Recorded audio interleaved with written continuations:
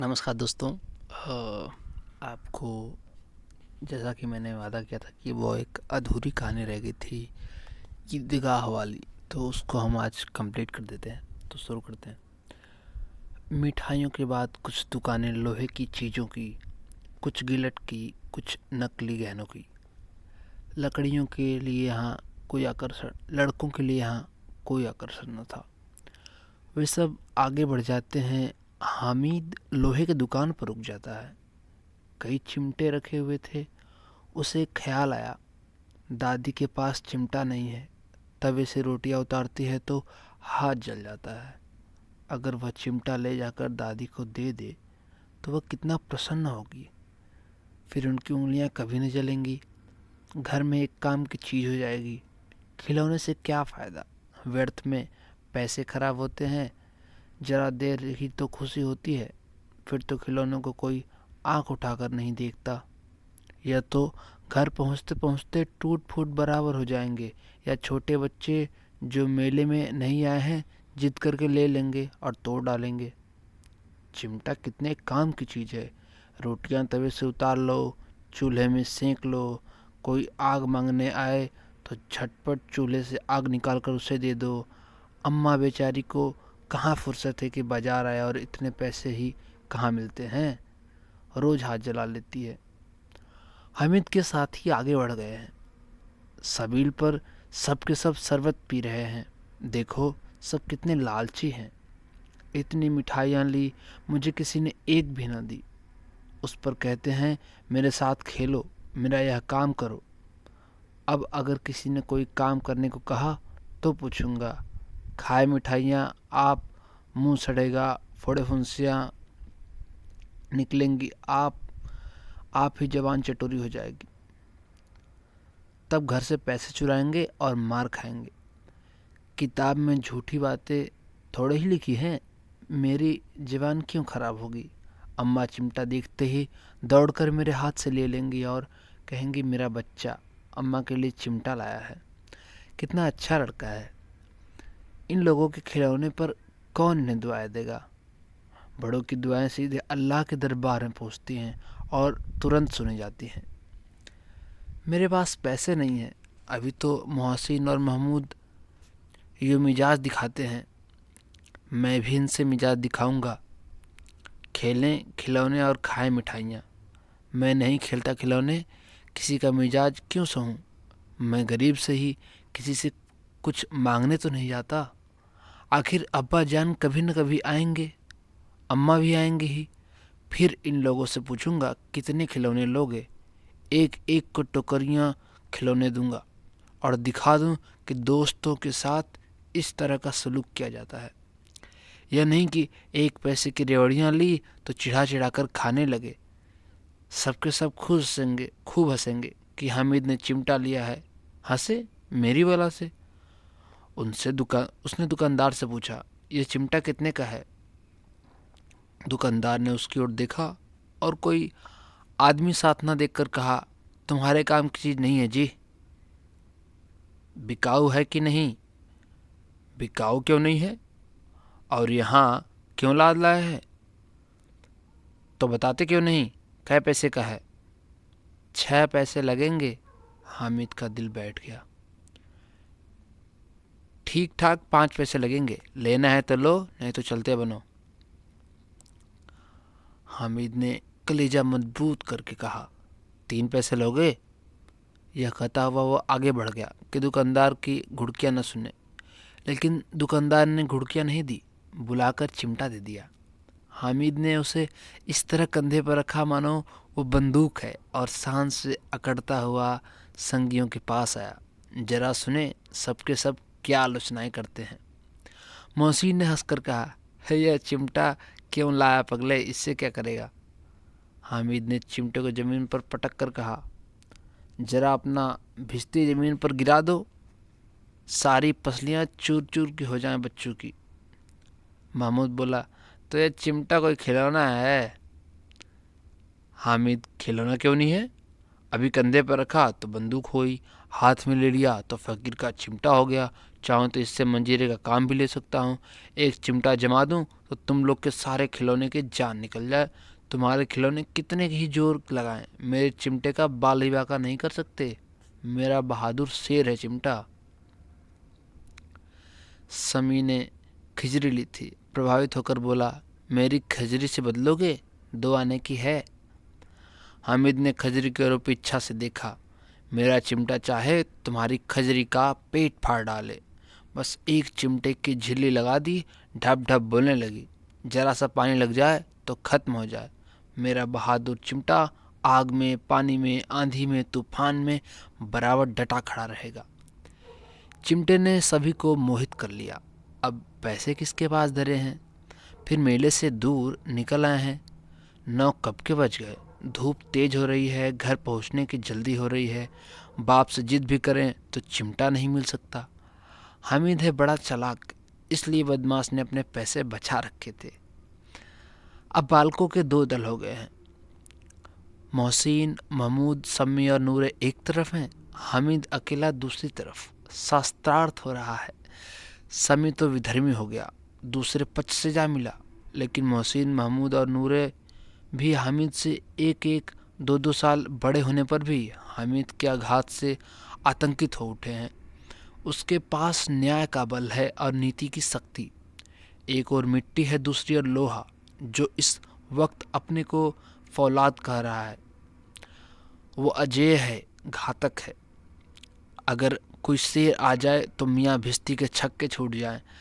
मियाँ सिपाही मिट्टी की बंदूक छोड़कर भागें।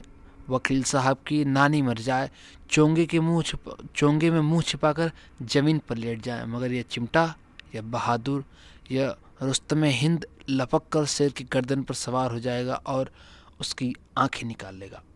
मोहसिन ने एड़ी चोटी का जो लगा कर कहा, अच्छा, पानी तो नहीं भर सकता। हामिद ने चिमटे को सीधा खड़ा करके कहा, भिश्ती को एक डांट बताएगा तो दौड़ा हुआ पानी लाकर उसके डाडर पर छिड़कने लगेगा। मोहसिन परास्त हो गया, पर महमूद ने कुमुक पहुंचाई। अगर बच्चा पकड़ा जाए तो अदालत में बंधे बंधे फिरेंगे, तब तो वकील साहब के पैर पड़ेंगे। हामिद इस प्रबल तर्क का जवाब न दे सका। उसने पूछा, हमें कौन पकड़ने आएगा?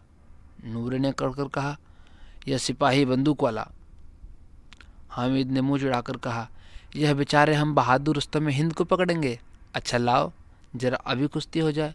इसको सूरत देखकर दूर से भागेंगे, पकड़ेंगे क्या बेचारे। मोहसिन को एक नई चोट सूझ गई। तुम्हारे चिमटे का मुंह रोज आग में जलेगा। उसने समझा था कि हामिद लाजवाब हो जाएगा, लेकिन यह बात न हुई। हामिद ने तुरंत जवाब दिया, आग में बहादुरी कूदते हैं जनाब।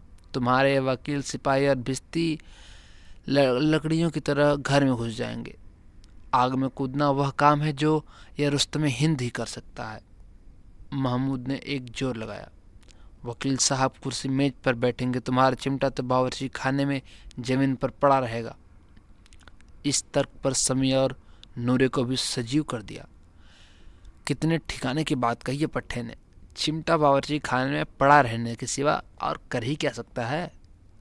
हामिद को कोई फर्क पड़ता हुआ जवाब न सूझा, तो उसने धांधली शुरू की, मेरा चिमटा बावर्ची खाने में नहीं रहेगा।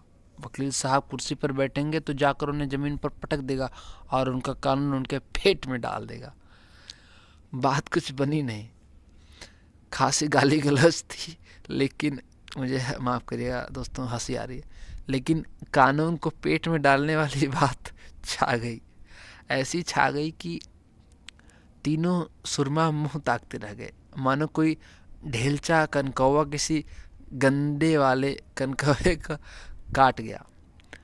कानून मुंह से बाहर निकलने वाली चीज़ है, उसको पेट के अंदर डाल दिया जाना बेतुकी सी बात होने पर भी कुछ नयापन रखती है। हामिद ने मैदान मार लिया। उसका चिमटा रुस्तम हिंद है। अब इसमें मोहसिन, महमूद, नूरे, समी किसी को भी आपत्ति नहीं हो सकती। विजेता को हारने वालों से जो सत्कार मिलना स्वाभाविक है, वह हामिद को भी मिला। और उन्हें 3-3, 4-4 आने पैसे खर्च किए, पर कोई काम की चीज़ न ले सके। हामिद ने 3 पैसे में रंग जमा लिया। सच ही तो है खिलौने का क्या भरोसा, टूट फूट जाएंगे। हामिद का चिमटा तो बना रहेगा बरसों। संधि की शर्तें तय होने लगी। मोहसिन ने कहा, जरा अपना चिमटा दो, हम भी देखेंगे। तुम हमारा भिश्ती लेकर देखो। महमूद और नूरे ने भी अपने अपने खिलौने पेश किए। हामिद को इन शर्तों को मानने में कोई आपत्ति न थी। चिमटा बारी बारी सबके हाथों में गया और उनके खिलौने बारी बारी से हामिद के हाथों में आए। कितने खूबसूरत खिलौने हैं। हामिद ने हारने वालों के आंसू पोंछे। मैं तुम्हें चिढ़ा रहा था, सच ये चिमटा भला इन खिलौनों की क्या बराबरी करेगा। मालूम होता है अब बोले, लेकिन मोहसिन की पार्टी को इस दिला से संतोष नहीं होता। चिमटे का सिक्का खूब बैठ गया है। चिपका हुआ टिकट अब पानी से नहीं छूट रहा है। मोहसिन, लेकिन इन खिलौनों के लिए कोई हमें दुआ तो न देगा। महमूद, दुआ के लिए फिरते हो, उल्टे मार न पड़े। अम्मा ज़रूर कहेंगी कि मिले में यही मिट्टी खिलौने मिले। हामिद को स्वीकार करना पड़ा कि खिलौनों को देखकर किसी की माँ इतनी खुश न होगी जितनी दादी चिमटे को देखकर होंगी। 3 पैसों में ही तो उसने सब कुछ करना था और उन पैसों का इस उपयोग पर चिमटे को देखकर उपयोग पछतावे की बिल्कुल ज़रूरत न थी। फिर तो अब तो चिमटा रुस्तम हिंद है और वो सभी खिलौनों का बादशाह। रास्ते में महमूद को भूख लगी, उसके बाप ने केले खाने को दिए। यहाँ पर बाप लिखा गया है, उस समय इसी तरह लिखा जाता था। महमूद ने केवल हामिद को साजी बनाया। उसके अन्य मित्र मुँह ताकते रह गए। उस चिमटे का प्रसाद था। 11 बजे गांव में हलचल मच गई थी। मेले वाले आ गए थे। मोहसिन की छोटी बहन ने दौड़कर भिश्ती उसके हाथ से छीन लिया और खुशी के मारे जा उछली तो मियाँ भिश्ती नीचे आ रहे थे और सुरलोक सिधारे। इस पर भाई बहन में मारपीट हुई। दोनों खूब रोए। उनकी अम्मा यह शोर सुनकर बिगड़ी और दोनों को ऊपर से 2-2 चाटे और लगाए। मियाँ नूरे के वकील का अंत उनके प्रतिष्ठितानुकूल इनसे ज़्यादा गौरव में हुआ। वकील जमीन पर या ताक पर तो बैठ नहीं सकता था, इसकी मर्यादा का विचार तो करना ही होगा। दीवार में खूंटियाँ गाड़ी गई, उस पर लकड़ी का एक पटरा रखा गया। पटरे पर कागज़ का कालीन बिछाया गया। वकील साहब जरा राजा भोज की भांति सिंहासन पर विराजे। नूरे ने उन्हें पंखा जलाना शुरू किया। अदालत में खस की टट्टियाँ और बिजली के पंखे होते हैं, क्या यहाँ मामूली पंखा भी ना हो? कानून की गर्मी दिमाग पर चढ़ जाएगी कि नहीं? बांस का पंखा आया और नूरे हवा करने लगा। मालूम नहीं पंखे की हवा या पंखे की चोट से वकील साहब स्वर्गलोक से मृत्युलोक में आ रहे थे और उनका माटी का चूल्हा माटी में मिल गया। फिर बड़े जोर जोर से मातम हुआ और वकील साहब की अस्थि घूरे पर डाल दी गई। अब रहा महमूद का सिपाही। उसे चटपट गांव का पहरा देने का चार्ज मिल गया। लेकिन पुलिस का सिपाही कोई साधारण व्यक्ति तो नहीं जो अपने पैरों पर चले, वह पालकी पर चलेगा। एक टोकरी आई, उसमें कुछ लाल रंग के फटे पुराने चीथड़े बिछाए गए जिसमें सिपाही साहब आराम से लेटे। नूरे ने यह टोकरी उठाई और अपने द्वार पर चक्कर लगाने लगा। उनके दोनों छोटे भाई सिपाही की तरह छोने वाले जागते लहो पुकारते चलते हैं, मगर रात तो अंधेरी होनी चाहिए। महमूद को ठोकर लग जाती है। टोकरी उसके हाथ से छूट कर गिर पड़ती है और मियाँ सिपाही अपनी बंदूक लिए ज़मीन पर आ गिरते हैं और उनकी एक टांग में विकार आ जाता है। महमूद को आज ज्ञात हुआ कि वह अच्छा डॉक्टर है। उसको ऐसा मरहम मिल गया था जिसने वह टूटी टांग को आनन फानन में जोड़ सकता है। केवल गुलर का दूध चाहिए, गुलर का दूध आता है, टांग जवाब दे देती है। शल्य क्रिया सफल हुई। अब उसकी दूसरी टांग भी तोड़ दी जाती है। अब कम से कम एक जगह आराम से बैठ तो सकता है। एक टांग से तो न चल सकता था, न बैठ सकता था। अब वो सिपाही सन्यासी हो गया है। अपनी जगह पर बैठा बैठा पहरा देता है। कभी कभी देवता ही बन जाता है। उसके सिर का झालदार साफा खुरच दिया गया है। अब उसका जितना रूपांतर चाहो कर सकते हो। कभी कभी तो उसे बाट का काम भी लिया जाता है। अब मियाँ हामिद का हाल सुनिए। अमीना उसकी आवाज़ सुनते ही दौड़ी और उसने गोद में उठाकर प्यार करने लगी। सहसा उसके हाथ में उसने चिमटा देखकर वह चौंकी। चिमटा? यह कहाँ था? मैंने मोल लिया है। कै पैसे में? 3 पैसे दिए। अमीना ने छाती पीट ली। यह कैसा बेसमझ लड़का है कि दोपहर हुआ, कुछ खाया न पिया। लाया क्या? चिमटा। सारे मेले में तुझे कोई और चीज न मिली जो यह लोहे का चिमटा उठा लाया? हामिद ने अपराधी भाव से कहा, तुम्हारी उंगलियां तवे से जल जाती थी, इसलिए मैंने इसे मोल लिया। बुढ़िया का क्रोध तुरंत स्नेह में बदल गया, और स्नेह भी वह नहीं जो प्रगल्भ होता है और अपनी सारी कसक शब्दों में बिखेर देता है। यह मूक स्नेह था, खूब ठोस रस और स्वाद से भरा हुआ। बच्चे में कितना त्याग, कितना सद्भाव और कितना विवेक है। दूसरों को खिलौने लेते और मिठाई खाते देखकर इसका मन कितना ललचाया होगा। इतना जब्त इससे हुआ कैसे? वह भी इसे अपनी बुढ़िया दादी की याद बनी रही। अमीना का मन गदगद हो गया। और अब एक बड़ी विचित्र बात हुई, हामिद के इस चिमटे से भी विचित्र। बच्चे हामिद ने बूढ़े हामिद का पार्ट खेला। बुढ़िया अमीना का बालिका अमीना बन गई। वह रोने लगी, दामन फैलाकर हामिद को दुआएं देती जाती थी और आंसू की बड़ी बड़ी बूंदें गिरती जाती थी।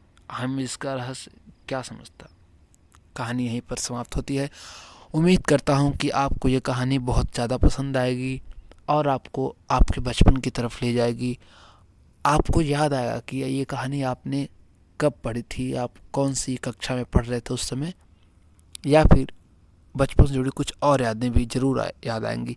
आप मेले में से क्या खरीदते थे? किस तरह के मेले हुआ करते थे? ईद पे, दशहरे पे, नवरात्रि पे, या जो भी आप त्यौहार मनाते थे। मिलते हैं अगली कहानी में, तब तक के लिए नमस्कार, धन्यवाद, जय हिंद, जय भारत।